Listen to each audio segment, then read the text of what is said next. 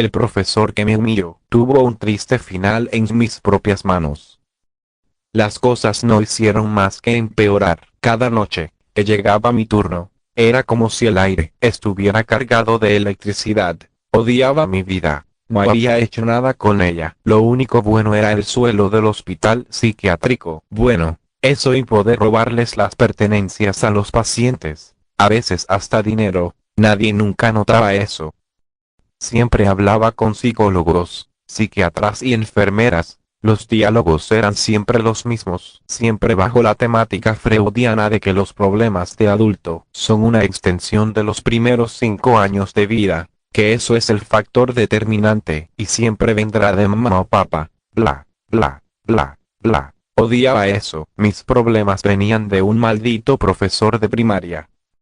Cuando tenía 11 él me humillaba. Falto de atención en casa. No imaginaba que esto estuviese mal. Eran otros tiempos. Asterisco. Así que lo soporté. Sin mencionárselo a nadie. Siempre me llamaba lento. Frente al grupo. Siempre me hacía pararme al frente. Y ser el primero en exponer mi trabajo. Fue impresionante cómo esa presión social me volvió retraído y tartamudo. Tenía tanto miedo como odio hacía hasta me oriné en los pantalones un día de invierno. Era el peor año de mi vida, cuando un día después de clases, observé algo que marcó y entrelazó nuestras vidas de una manera algo perturbadora. Me escondía para fumar cigarrillos después de clases, no tenía ningún amigo, todos rehusaban hablar conmigo, era un enajenado, había desarrollado un hobby por leer novelas de detectives. Mi escritor favorito era Paco Ignacio Taibo, con tramas fáciles y concisas, pero siempre mi favorito. Esa tarde había salido para estar en el solar, donde la luz natural era impresionante. Me había comprado un paquete de 20 cigarros. Tenía una pachita, de un licor barato que le había robado a mi hermano mayor. Parecía que mi tarde sería, digamos, interesante. Por la parte este del solar, había un pequeño invernadero, con un tejado a 2 aguas hecho de vitrales. Todos llevábamos nuestros proyectos de biología y después cuando entrábamos a practicar, solo que para esa hora, no tendría que haber nadie allí. Bueno, al menos eso pensaba. Escuché gemir. Una mujer, a mi corta edad, no sabía de esas cosas, aunque en charlas con amigos mentía que ya había dado mi primer beso. La verdad es que en casa mis padres eran ratones de iglesia, sin embargo la curiosidad siempre puede más, así que contuve la respiración y caminé suavecito para que nadie se percatara de mi presencia. Siempre fui un niño delgado, pero bastante alto, así que no fue complicado asomarme por una de las rendijas que dejaban entrar la luz al invernadero. Entre las plantas que había allí, pude observar a una compañera de mi grado. Omitiré el nombre, la conocía bien, ya que era la sobrina de mi némesis, mi profesor odiado. La veía entre los claroscuros de las plantas en el invernadero. Daba pequeños gemidos. Ella lo disfrutaba. Se podía notar que ellos se entendía. Si saben a lo que me refiero, quiero decir que hacían notar que no era la primera vez que ellos hacían algo así. Este arrumaco llegaba al clímax cuando, al buscar tener una mejor visión de la parejita, solo observé unas manos grandes, unas manos que no correspondían chicos de nuestra edad. Vi cómo sus dedos se metían entre su blusa y después a su boca. Vi cómo la jaló hacia él, en un leve movimiento. Después la sentó en esmegue entre sus piernas abiertas. Al volverse el hombre pude reconocer la figura de ese hombre. No podría creerlo. Conocía muy bien ese suéter gastado. Lo había visto tantas veces antes. Conocía el cuello de esa camiseta y la loción horrenda que usaba día a día. Era mi maestro. Era su tío. Quedé pasmado. Me alejé en silencio. Salí corriendo de la escuela. Solo pensaba en que al fin tenía el control de esta situación. Pero ¿qué iba a hacer con esta información? Era bastante básico. Solo avisarle a la madre de mi compañera, que resultaba ser su hermana. Por un momento solo estuve tentado a ello, pero reaccioné. 1. No tenía pruebas de lo que acababa de presenciar y 2. Era muy simple esa salida. Para mi odiado profesor, solo lo despedirían del colegio. su hermana le dejaría de hablar, cambiarían a la sobrina de colegio y al cabo de 5 o 6 años estaría de vuelta como predador pedófilo, quizá entregarlo al narco.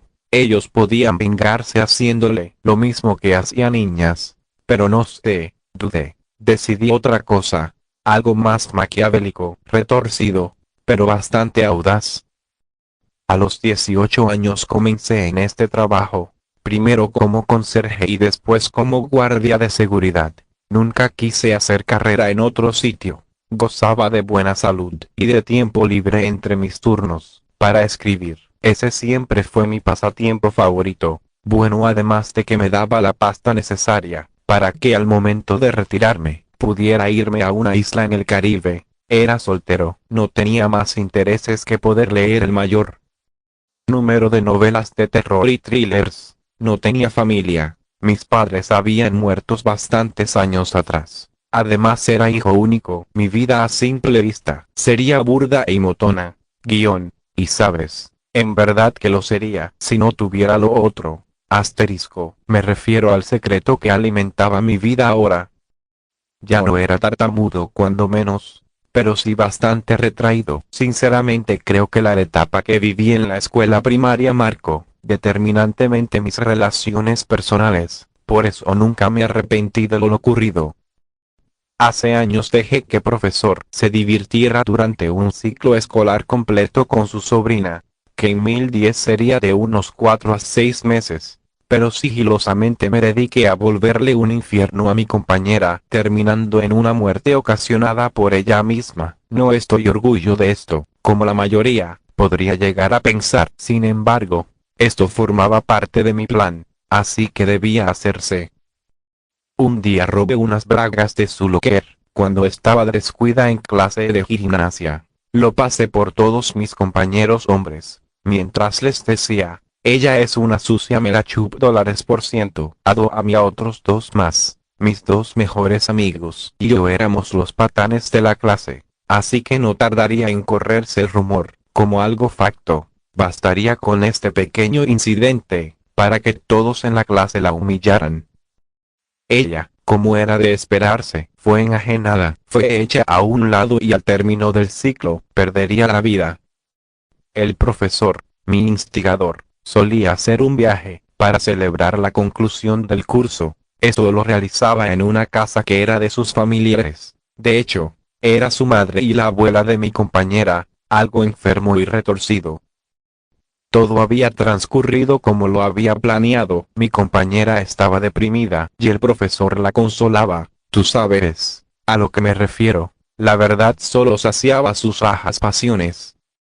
El día del tan esperado viaje se llegó. Éramos solo unos niños, así que nuestros padres habían pasado por nosotros a las 6 p.m. Como era de esperarse, estaba planeado para que el profesor se quedara con mi compañera. Nadie desconfió, pues eran familiares. De algún modo logré convencer a mis padres que nos quedaríamos a dormir en esa casa, aunque la realidad es que necesitaba escabullirme para así poder fraguar mi plan.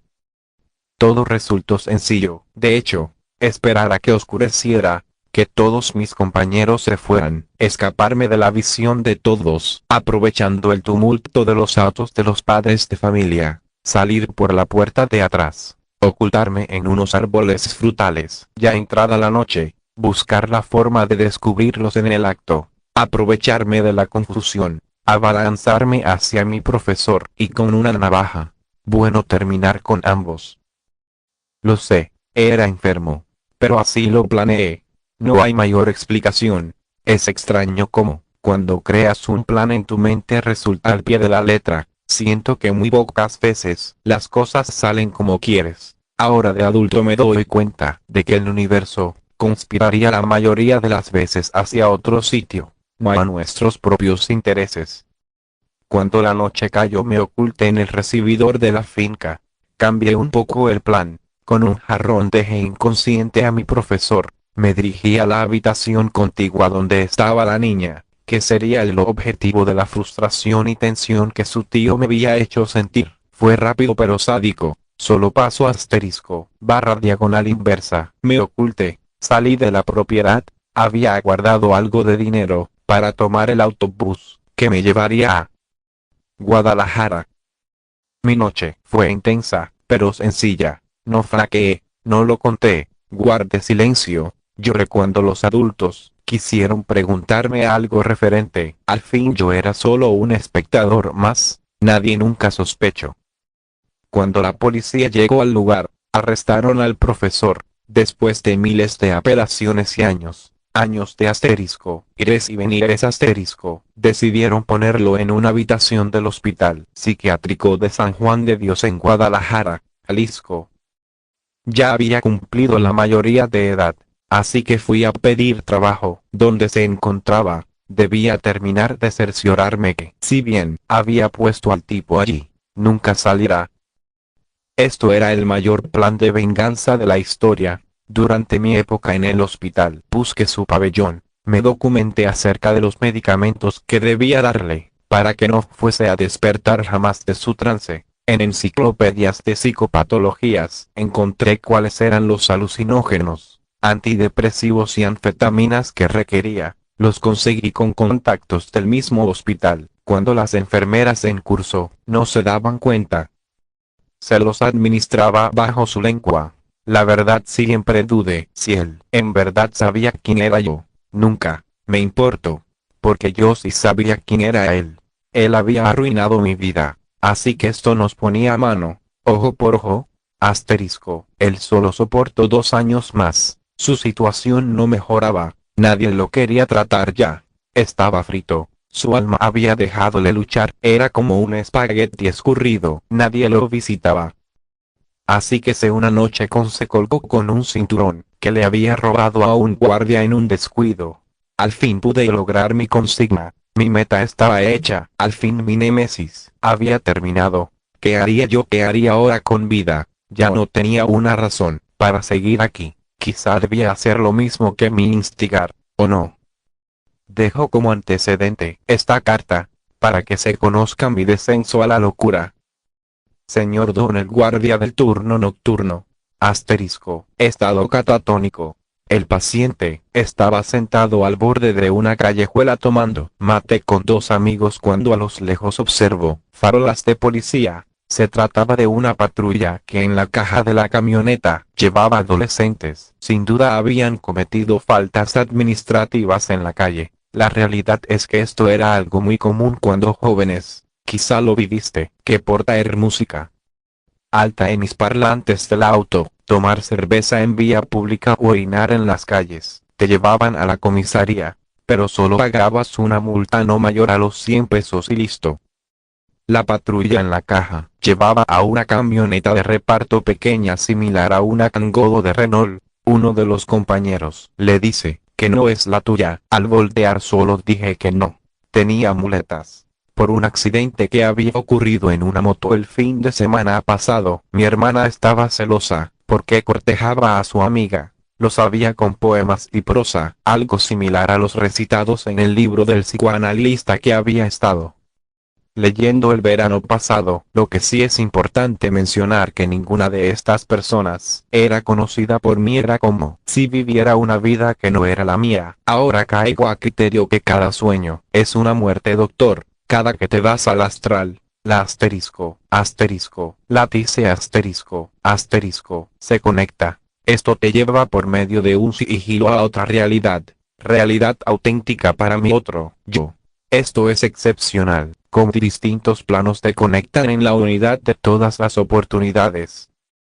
Hay instigadores de cargas eléctricas. Asterisco, esto se leía en las anotaciones del doctor. Asterisco. La siguiente fue una carta que encontramos en la habitación 209.